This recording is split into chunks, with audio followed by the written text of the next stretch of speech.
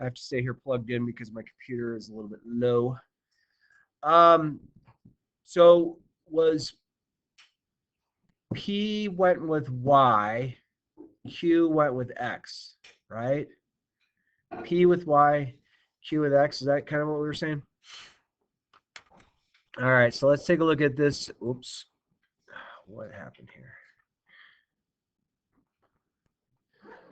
Let's take a look at this one. It says, and I'm not worried too much about the graph. You won't have to graph by hand because you will have Desmos available to you. And it says supply function whose equation is P equals 1/4 Q squared plus 10. The demand function is as given.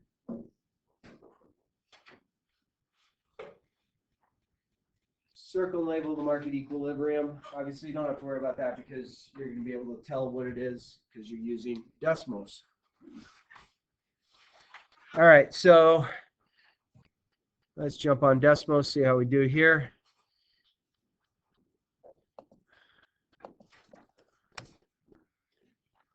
So I said that P goes with Y, right? You guys got to correct me because I can't remember stuff. And then Q goes with X plus 10.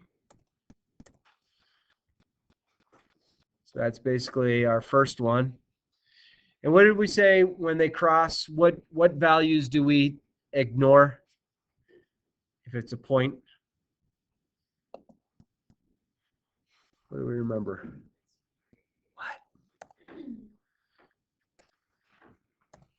What values do we ignore when it's crossing twice?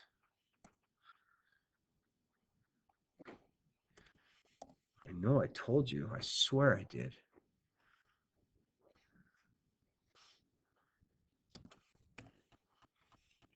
We ignore the negative values. So I'm going to ignore over here because we're not going to make negative items. So if I come over here, so algebraically, how do we prove this algebraically? We graphed it. And so 4, 14 is our break-even point for this particular problem. And that's what we do. We ignore this one over here because we're not going to get negative quantities. So don't even worry about that one. Okay? So that's all of problem number 1. I'm not worried about you sketching graphs because you're not going to sketch a graph. You're going to utilize technology if you ever are in a corporation where you're looking at stuff. All right, it says if, number 2 says, if the supply function for a commodity is P equals Q squared plus 8Q plus 16, and the demand function is, mine's cut off. Do you guys have a value there? I think it has to be P equals that. Find the equilibrium quantity and the equilibrium price. All right, so let's plug that in. So P goes with which letter? Y. So Y equals Q squared or X squared plus 8Q or 8X plus 16. So there's a nice parabola there. And then I'm going to get Y equals negative 3X squared plus 6X plus 436. Oh my goodness, 36. All right. So we have to have 2 different parabolas. We're going to ignore that point because we're not going to have a negative quantity. So you come up here, find where they cross each other. So at 10, 96, or 10, 196, hello.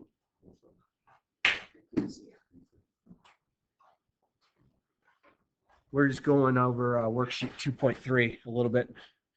So find the equilibrium quantity. The equilibrium quantity is 10. The equilibrium price is $196. That's how we would go about doing that problem. Okay, good so far? Take a look at number 3. So number 3 says, if the demand function for a certain commodity is P squared plus 4Q equals 1600, and the supply function is given by the equation 300 minus P squared plus 2Q equals 0. Find the equilibrium quantity. And again, the nice thing about Desmos is it's going to allow us to not have to modify it to y equals. So we're going to clear these off. So P goes with y, yes? So I'm going to get y squared. Wait, I'm on number 3, right? Plus 4Q equals 1600. Let's figure out where this graph is going to fall. There it is. Oh, it's a sideways open parabola. So remember in Algebra 1, do they ever open sideways? There you go. It's opening sideways. I know you didn't expect that today, but there's all kinds of treats. And then next equation, I have 300 minus y squared plus 2x equals 0. So we have 2 sideways open parabolas.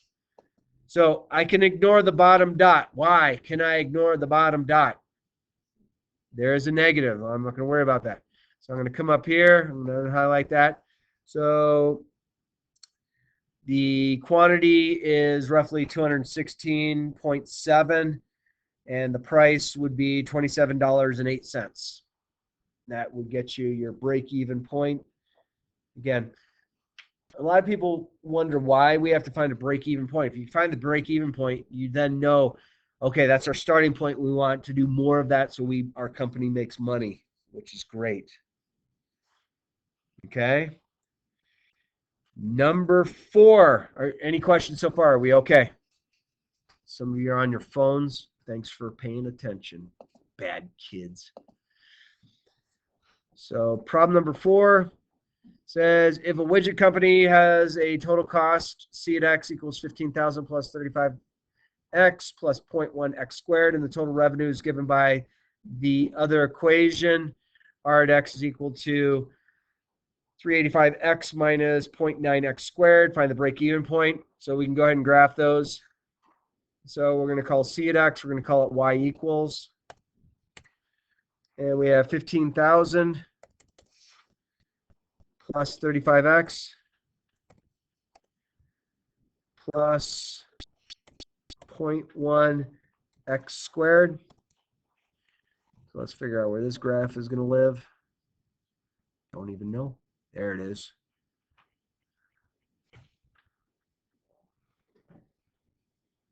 All right. So there's our first graph. And our second graph, y equals 385x minus 0.9x squared. All right. These appear that they're going to cross somewhere in this region. There. So it looks like for problem number 4, we are going to have 50 items for $17,000. Like, what would 50 items at $17,000? Oh, maybe you're a car company selling, I don't know, what's an inexpensive car out there? The Kia? Is that pretty inexpensive? I don't even know. I just buy what I'm told to buy. All right, so that's all you have to do there. I don't think you're going to find a second crossing. I don't think it's going to cross up here. Actually, it might cross way up here. Oh, yeah. Yeah, it does. Somewhere in this region. So hang on. Let me write this down.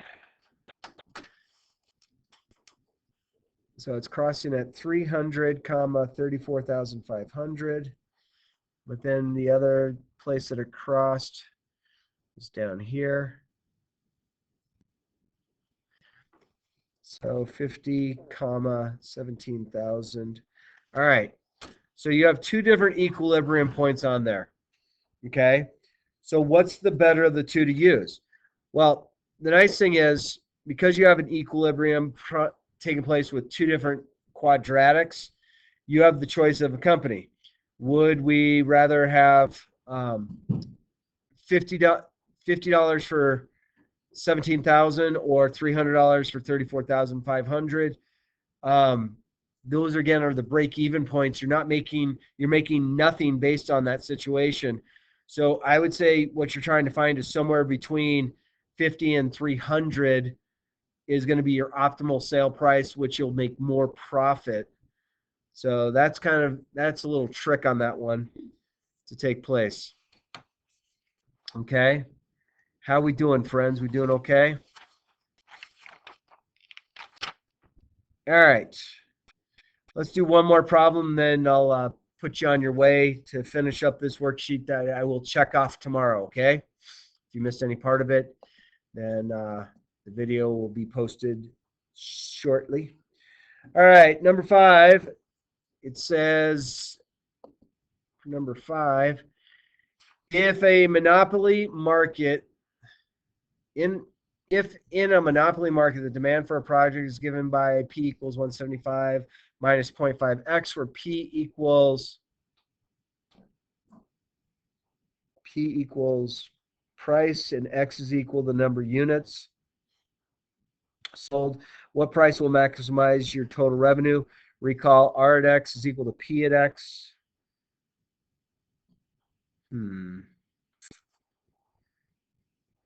If in a monopoly market, the demand for a project is that.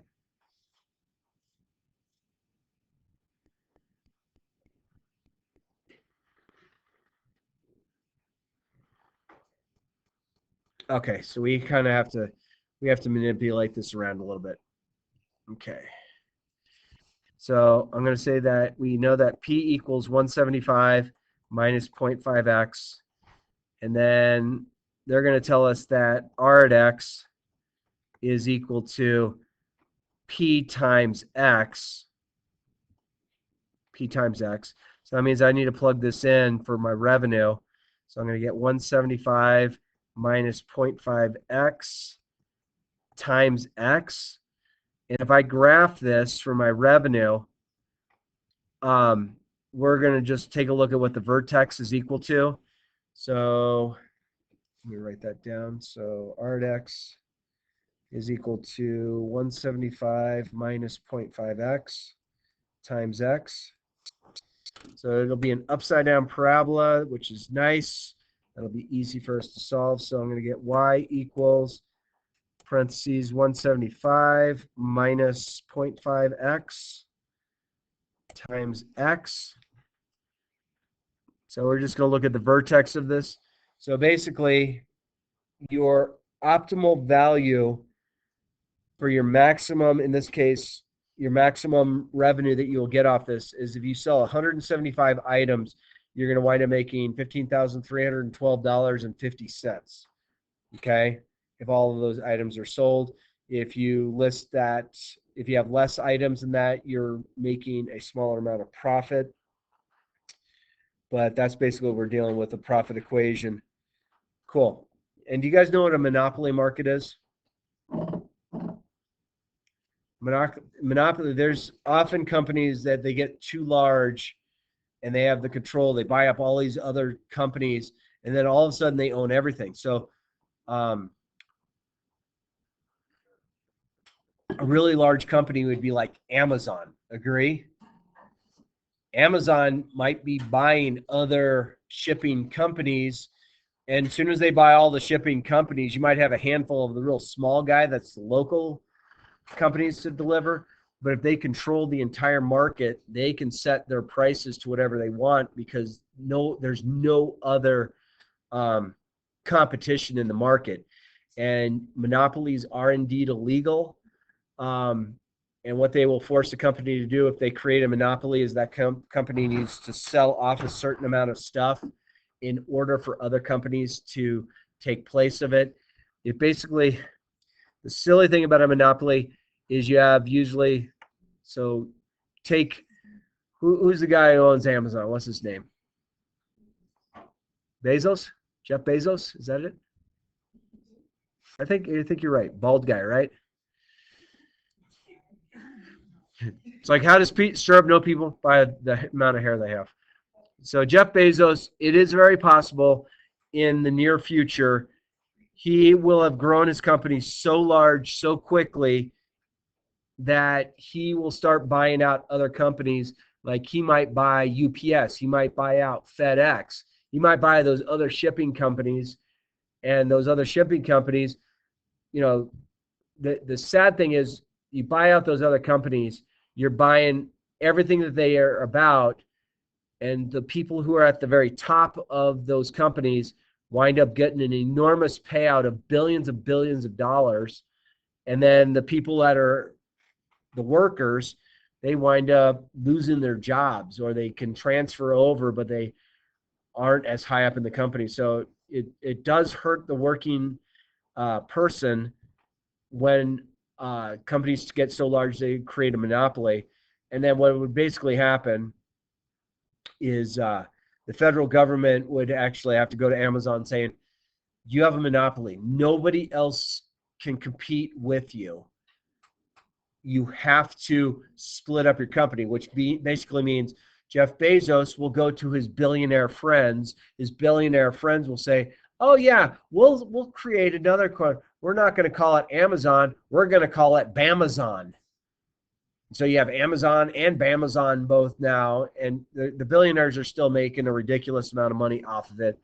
But that's the ins and outs of that stuff towards the markets. Is it possible to see it? I will tell you that there was a telephone company a long time ago, way before cell phones, and it was called the Bell Companies.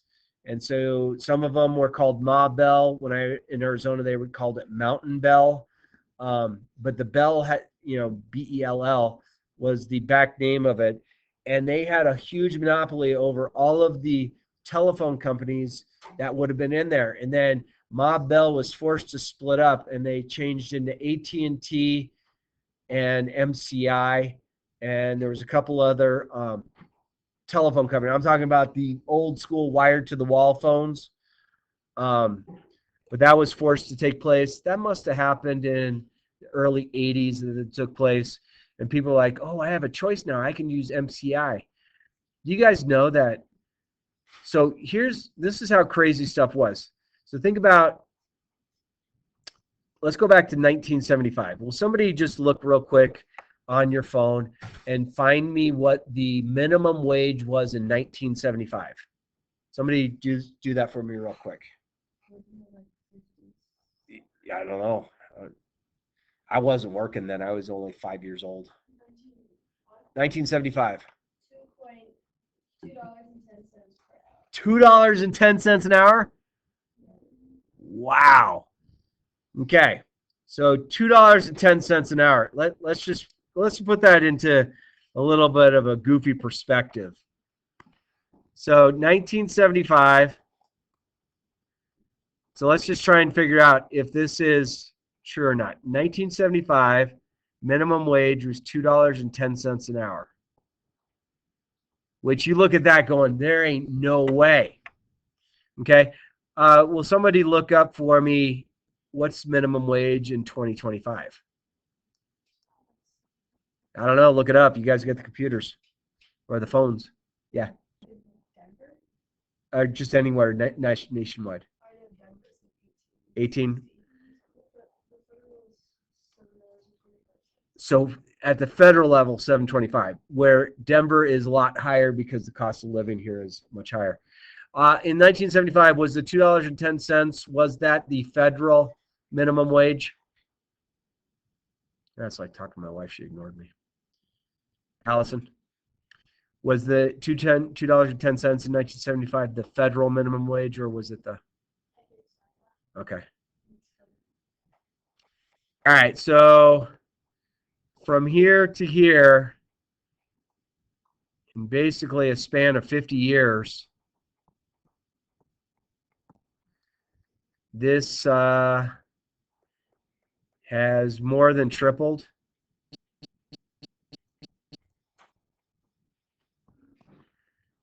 Okay, so here's the goofy thing. When I grew up in Arizona, If you were in Tempe, Arizona, and you wanted to call my house, you went to the landline just right over there, and you just dialed 1202. And I could call it, anybody in Tempe, Arizona could call that. So if this was in Tempe. Now, my best friend, Matt Owens, I remember his phone number was 0460. And so if I dialed from my phone 0460, Matt's phone in their house would ring. Now, if you were outside of Tempe and you were, this is going to sound goofy, if you were on the east side of Central Avenue in Phoenix, okay, Central Avenue is the east-west divider. If you're east of Central Avenue, if you wanted to call me, you would have to dial 839-1202. If you were on the west side of Central Avenue, so like Glendale area of Arizona, you got to go 1-839-1202. 1202. I forgot a 2 on the back end of this one. Okay, now here's the goofy thing. You ready? So this was free. I could call anybody in Arizona for free. My pen's not wanting to work for some reason. Free. That's supposed to say free. Okay. So I could call anybody in Tempe, Arizona for free. If I was not in Tempe, Arizona, so if I was in Mesa, Chandler, Gilbert, Apache Junction, these are all areas that are east of Central Avenue, and you had to call this cost you 25 cents. That would come on your phone bill. Okay? If I had to dial this, if I was outside, if I was on the west side, so Glendale, Buckeye, Litchfield Park, any of those places that are to the west of Central Avenue, this would cost you 40 cents a call. Meaning you would get your phone bill back and it would have a whole list of calls that you would make. And it would sit there and say, oh, you dialed 839-1202. That was a quarter. On this day you caught. So you'd have this huge spreadsheet of all these phone calls that you made. Okay. That was just for so 40 cents was Maricopa County, which is basically all of Phoenix metropolitan area. If I was outside of Maricopa County, I had to dial 1-602-839-1202.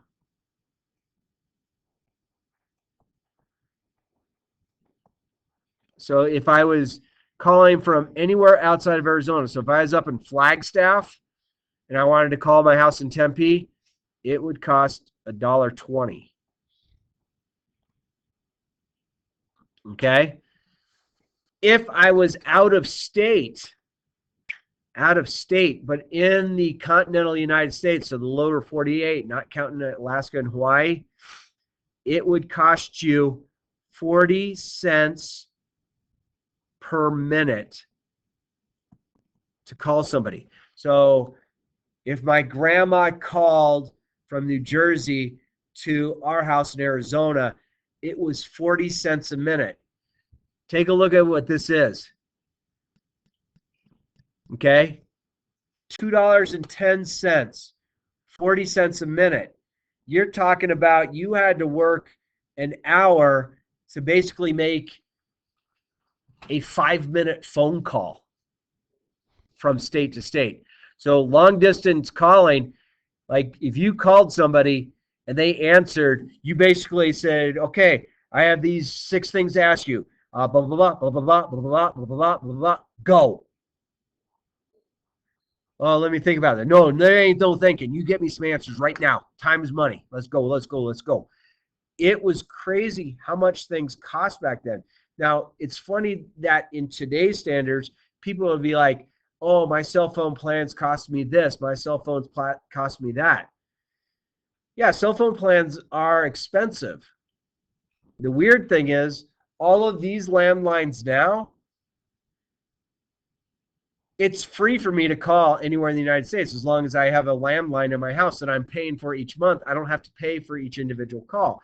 Your cell phone, same thing. If you call somebody in the continental United States, I can call my friends in Arizona and it's not charging me minutes. It's like I'm just paying a flat rate and I'm able to call my friends. It wasn't too long ago, though, that in cell phone plans, you would buy minutes. And you can even still see this if you go over to the Walmart or the Target. It's called Consumer Cellular. And you buy a card for a certain amount of minutes in which you add to your cell phone. So they have that plan. Those type of plans tend to be a little bit less expensive if you are not somebody who's always on your phone.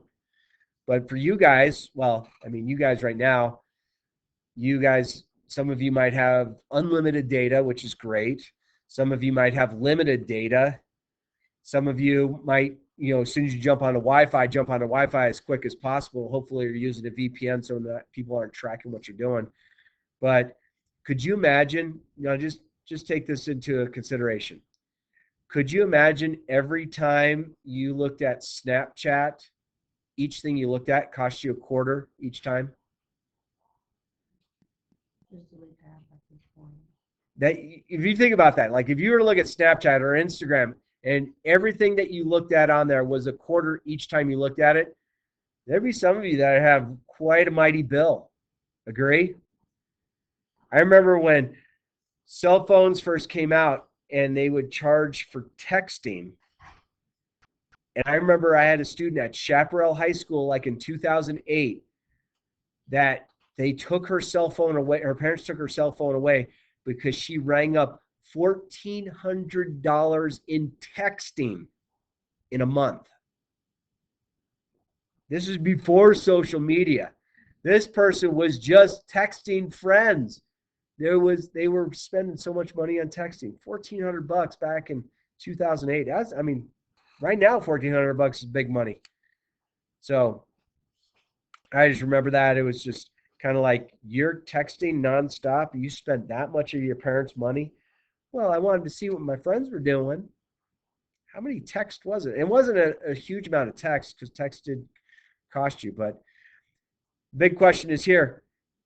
Was the cost of living in 1975 at a minimum wage of $2.10 better or worse than the cost of living is today in 2025 at $7.25 as the national average? I don't know. I mean, there's all kinds of things that you can use as a barometer. I mean, 1975, we didn't have cell phones. We had landlines. That did cost. Okay. My Uncle Charles, he actually just passed away. He was 104 when he passed away. That's an old dude. But he was real stingy on his money. So what he would do is he would drive his car to my dad's store. My dad had a drapery store that was on the east side of Central. He would drive to my dad's store so he could call people in Tempe for a much lower rate than what he was paying. So he would choose to drive like 20 miles to go to my dad's store to make a phone call to somebody else. It was just absolutely wild. And people just tried to cheat the system. You guys know how we used to cheat the system? Our parents would drop us off at the roller rink or the ice skate rink, or there's a place called Big Surf, which was basically a water world on steroids. So we would do something called a collect call. So you would dial 0 on the landline from a payphone. Operator would pick up. Hi, operator. I'd like to make a collect call to this phone number. Okay, and what's your name? Pick me up at Skate World, Mom. Your name is Pick Me Up at Skate World, Mom? That's correct. Phone would ring. Mom would pick up. Hello. Got a collect call from Pick Me Up from Skate World, Mom. Do you accept the charges? No. Mom knew to come pick us up. We had it all figured out how to cheat the system. But that's just goofy. All right. finish the rest of this worksheet. We'll go over any more questions tomorrow.